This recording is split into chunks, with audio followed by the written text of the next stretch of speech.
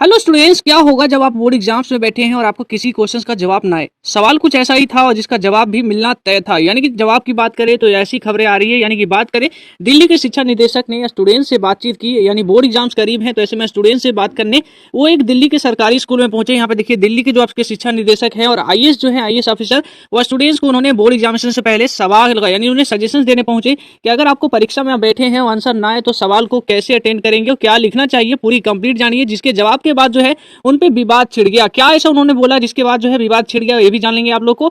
सबसे पहले देखिए, यहाँ पे देखिए, जो बोर्ड परीक्षाओं से पहले छात्रों से जो है मिलने पहुंचे थे जो प्रकाश राय आईएएस हैं, दिल्ली के शिक्षा निदेशक, उन्होंने जो स्टूडेंट से एक पूछा, यानी उन्होंने स्टूडेंट से पूछा कि अगर हमें किसी सवाल का जवाब नहीं आता है तो हमें क्या करना चाहिए। फिर उन्होंने बताया, उसका आंसर उन्होंने खुद ही दिया। आंसर दिया उन्होंने, ऐसा आंसर दिया जिसके बाद जो है टीचर्स भी उन पे सवाल उठाए।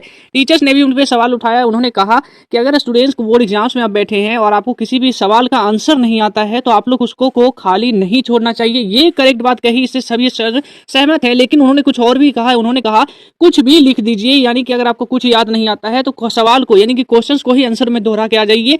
आप लोग कुछ भी लिख के आ जाइए। और बात करें, उन्होंने बस इतना ही तक नहीं रुके। उन्होंने आगे ये भी कहा कि हमने आपके टीचर से बात कर लिया, या टीचर से नहीं, हमने सीबीएसई से भी बात कर ली है कि आप कुछ भी लिखेंगे, क्वेश्चंस भी एटलीस्ट जो है आंसर में आप लिख के आएंगे तो हम आपको उसको नंबर पूरा कंप्लीट दे देंगे। इसके बाद विवाद छिड़ गया। यानी टीचर जो है लगा लगा जो टीचर आलोचना करने लगे उनके राय को लेकर। क्योंकि जो बात करें, बोर्ड के जो छात्र हैं पूरे साल वो बोर्ड एग्जामिनेशन को लेकर पूरे जी जान से तैयारियां करते हैं। वैसे में इस तरीके से जो है आईएएस द्वारा, यानी कि दिल्ली के शिक्षा निदेशक ने बच्चों को एक ऐसा संदेश दिया जिससे छात्रों को, कई सारे जो छात्र हैं इससे प्रभावित, यानी कि भ्रमित हो सकते हैं। तो ऐसे में उनका जवाब को लेकर कई सारे टीचर ने सवाल उठाया। तो चलिए मैं आपको यही बता देता हूं कि जो आपके बोर्ड एग्जाम्स में सेम सिचुएशन स्टूडेंट्स के सामने आए तो ऐसे केस में वो क्या करेंगे। उससे पहले आप लोग नीचे कमेंट में मुझे ये बताइएगा कि प्रकाश राय द्वारा जो, यानी दिल्ली के जो आईएएस और शिक्षा निदेशक ने जो कहा उसके बारे में आप लोग क्या सोचते हैं। सबसे पहले जानिए स्टूडेंट्स से। यानी कि सबसे पहले सवाल आएगा कि सेम सवाल मैं आपसे सामने ये कहूंगा कि अगर वह स्टूडेंट्स के पास किसी भी क्वेश्चन का जवाब नहीं आ रहा है तो कैसे में क्या स्टूडेंट्स को क्वेश्चन को छोड़ देना चाहिए। तो इसका जवाब है नहीं छोड़ना चाहिए। दूसरा केस में आएगा, यानी कि बात के दूसरा केस इसमें ये आता है कि अगर उसी क्वेश्चन का जवाब नहीं छोड़ेंगे तो लिखेंगे क्या। तरीके से इस बात को समझ सकते हैं बेहतर तरीके से कि अगर आप लोग मैथ का किसी क्वेश्चन में आपको नहीं आता है, कुछ भी नहीं आता है, तो एटलीस्ट आप क्या कर सकते हैं, क्वेश्चन को अटेंड करना है। अटेंड करने का सबसे बेस्ट तरीका हो सकता है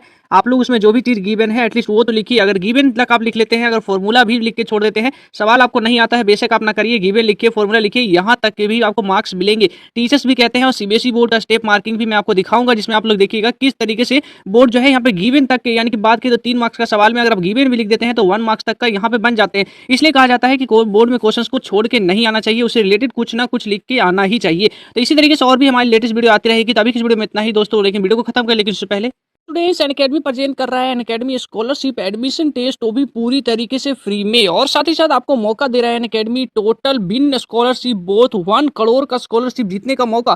तो ऐसे में बहुत ही अच्छा ऑफर है उन छात्रों के लिए जो क्लास 10 में है और आपका 11th में है और उनका जो सपना है जेई को क्रैक करने का है। यानी कि बात करें अनअकैडमी का जो सेशन पूरी कंप्लीटली जो टेस्ट चलने वाला है फ्री में आपके लिए होगा।